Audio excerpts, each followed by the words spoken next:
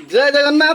आज हूँ भागवत दिवस, भागवत जन्म दिवस। आ जन्म दिवस रे समस्ते चलतु गोटे गोटे भागवत कहवा शुणा आ ये भवसागर मुक्ति पाइबा।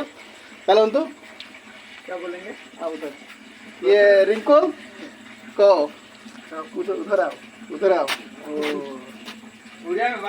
सबुरी घटे नारायण, सबुरी घाटे नारायण, अनादि परम कारण। अनादि परम कारण।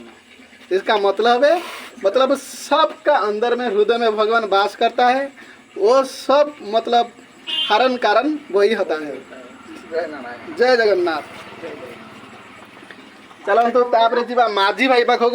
माझी भाई आस आस तुम मुहर गोटे पद भागवत शुणा आस।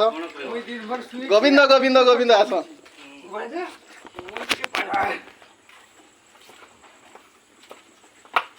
चलो एक पद भागवत। गोविंद गोविंद गोविंद पदु गड़ुची मकरंद।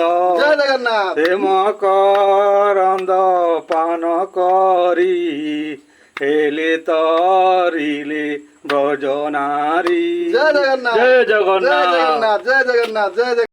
जार थिबो स्वधर्म निष्ठा निष्ठा जार थिबो जार थब से पर निंदा न करिवो। से पर निंदा नहीं कर। जय जगन्नाथ। जय जगन्नाथ। ठीक है।